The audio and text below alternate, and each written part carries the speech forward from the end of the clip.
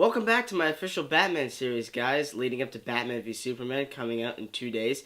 Very excited for that. I previously talked about 1989's Batman, Batman Returns, Batman Begins, and now we're going to talk about The Dark Knight. At the same time, welcome back to my favorite film segment, guys, the section on my channel where I review those films that personally impact me, and The Dark Knight is absolutely one of them. I love this movie. I'll never forget the first time I saw it. I was actually 13 years old. Very surprising for a lot of people because I really grew up with Burton's Batman films. And then when you finally see Nolan's Batman version with Batman Begins, that movie surprised the hell out of, I think, almost everybody. Because we had the terrible Schumacher films, which are atrocities against mankind and cinema. But now we have this serious take on the masked vigilante. And I love Batman Begins, guys. I really enjoyed that film. And I felt like it was not only a great movie, but a great experience. The Dark Knight is an excellent film.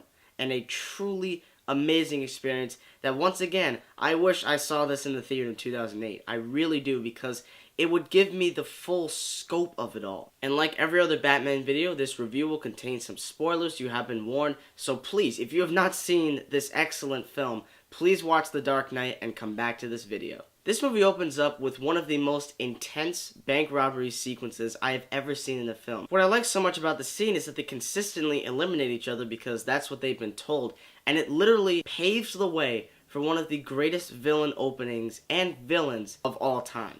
I believe whatever doesn't kill you simply makes you stranger. There's a saying that goes on in Hollywood, and there's a saying that goes on that your film is only as good as your villain.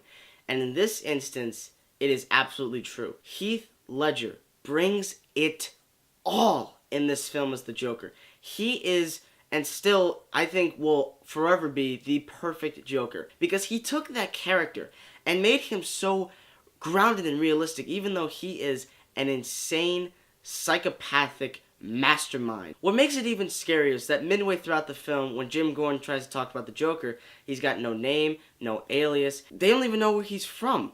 That's what makes the character so great. He's full of ambiguity. A complaint that a lot of people like to make about this film is that the villain overshadows its hero.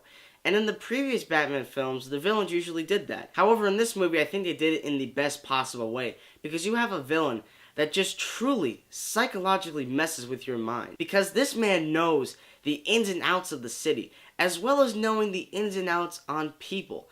This is the first Batman film that has a very complex plot. Christian Bale, once again, is excellent as the Dark Knight. I really feel like he is the best Batman that we've ever had. You can really tell that he's doing a lot of the stunts. A few of them, yeah, they're stuntmen, but a lot of them is really Bale performing them. And I really think that when an actor commits himself to these specific performances where they require a lot of physical training and a lot of physical fighting, and he's able to do it, that's great. Maggie Gyllenhaal actually co-stars in this movie as the new Rachel Dawes. She replaced Katie Holmes. And even though she's not in the film for the entirety of it, her performance is very important to the story. As well as adding on a new character, Harvey Dent, played fantastically by Aaron Eckhart. This is by far the best performance I have seen from this man. Harvey Dent is incredibly essential to this film, and the arc alone of his character going into just total darkness and becoming Two-Face is terrific. However, it's everything else about his character, what he stands for. He's Gotham's White Knight, as they call him, because Batman is the Dark Knight. And Gary Oldman reprises his role as Commissioner Gordon in this movie, and I think that he is great. In my Batman Begins review, I said that I thought Commissioner Gordon was a very vulnerable character because he had a family, and his family life was something that could have been taken away from him. And that is clearly shown at the end of this film when he has to rescue his family from Harvey Dent, the man who he once thought he could trust but is now Two-Face. Director Christopher Nolan has stated that Batman Begins was a film that was supposed to be about fear. It was supposed to be about showing your fear and conquering your fear. And that's what Batman did because he conquered his fear of bats. However, in this film, the theme is chaos. And that is so brilliantly shown with everything the Joker does in this movie. But it's also very psychological, and it makes you really think about the way people treat other people. And I gotta talk about the true opening sequence with the Joker, where he comes in and all these mob bosses are sitting down, and he says, I'm gonna make this pencil disappear. The subtlety, the use of colors is very important to the Joker. He wears purple, and purple is the color of mischief, which really adds to his character so much. I really like the fact that Nolan focused a lot on the colors in this movie, because the Joker wears the colors green and purple, and as I said, purple represents mischief. Batman in this film wears black, as always, but the color black is very well symbolized throughout this movie as a symbol of true darkness. Even though Batman truly tries to do good, he is seen as a vigilante or an anti-hero. And I love the part where the black mob boss gets so angry, he tries to lash the Joker. He opens up his jacket and has like 5 grenades in there. So they of course put a bounty on the Joker, and they bring the Joker to this man who looks like he's dead. And he's suddenly alive, and it's so great. I'll never forget the first time I saw this film, and when I saw that happen, I was so terrified. And following this, he finally says for the first time, You wanna know how I got these scars? Let's put a smile on that face. Why so serious? This sequence is so incredibly terrifying in every single way because it feels so grounded and realistic.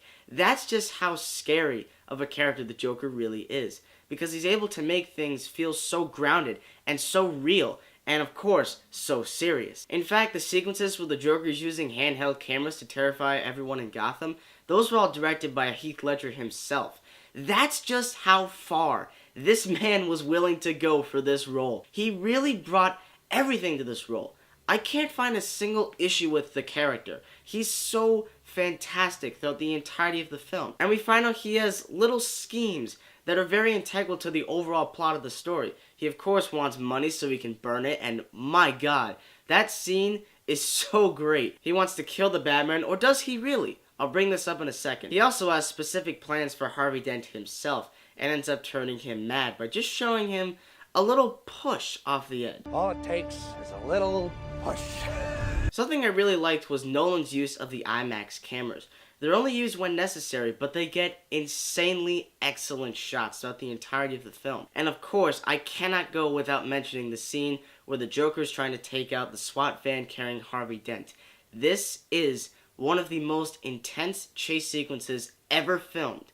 And it uses IMAX cameras so much. I swear to you guys, I really wish I was there in the theater in 2008 just watching this experience with the entire full scope of the theater. Next, we come to the infamous interrogation scene, which is not only one of my all-time favorite sequences, but I think it's one of the best scenes ever filmed. And for so many reasons that I could just ramble on for 2.5 hours.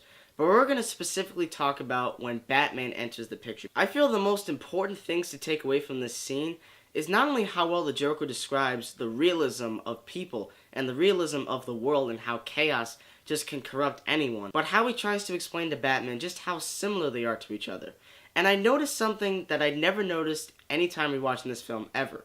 When they have their interrogations or interactions with each other, they never call each other their true names. Now, throughout my entire superhero reviews, I have tried to continuously state how split personalities are incredibly essential for the characters, because you have the normal person, and then you have the alter ego superhero like Peter Parker and Spider-Man. In this particular instance, the Joker tries to tell Batman that he in some ways is the same person as Batman. You complete me. And that just one snap can turn him into a crazed maniac like him. And then all of a sudden, Batman gets pissed. He takes the Joker and he slams him into the glass, and he literally just punches him multiple times, and Heath Ledger himself actually asked for that beating. Guys, this movie is so psychologically intense, it's insane. This film really shows just how far down the rabbit hole Batman could go if he were to become somewhat like the Joker. Now, a big flaw that people have with this movie is that once the Joker escapes prison,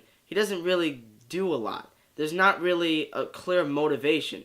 And I think that is completely false, because we find out later in the film that he takes Harvey Dent, down to our level. As Harvey is mourning the loss of Rachel, who died in a very dramatic death, the Joker tries to tell Harvey Dent to just try and let it go, and that he wasn't the guy who did it. He wasn't the guy with the finger on the trigger. However, Harvey says, Your man, your plan. Do I really look like a guy with a plan? What's really good about the transformation is that we've previously seen Harvey Dent presented as a good man, who is Gotham's White Knight. People think he is going to be the true savior of Gotham by putting people in jails rather than Batman just instilling fear. This man is going to clean up all of Gotham. And to have this one man tell him the truth about chaos and tell him the truth about people and just how evil people are, that little piece of information can just turn a man insane. So before the big final action sequence takes place, Lucius Fox literally creates the God's Eye project or plot of Furious 7 by literally taking everyone's cell phones and using them as a signal to try and find the Joker. Now, what I like about this final sequence is that Batman kind of lets the Joker go. After he nearly throws him off a roof, he grabs him with his grappling hook, lifts him up, and he finally says, I took Gotham's White Knight, and I brought him down to our level. To which Batman literally just lets him go and lets the cops take him.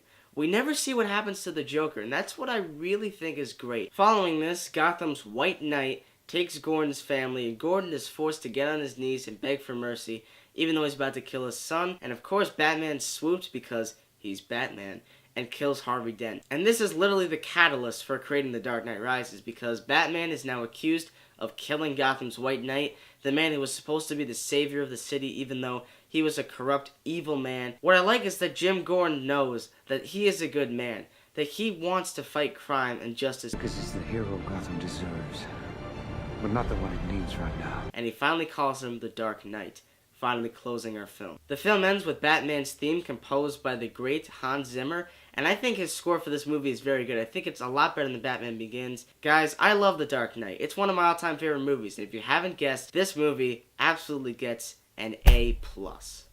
Guys, thank you so much for watching all my reviews. I appreciate this as always. I would love to hear all those comments, so send them in the comment section below. And guys, stay tuned for my review of The Dark Knight Rises just before I talk about Batman v Superman. You guys are the greatest people ever. Thank you so much, and stay tuned.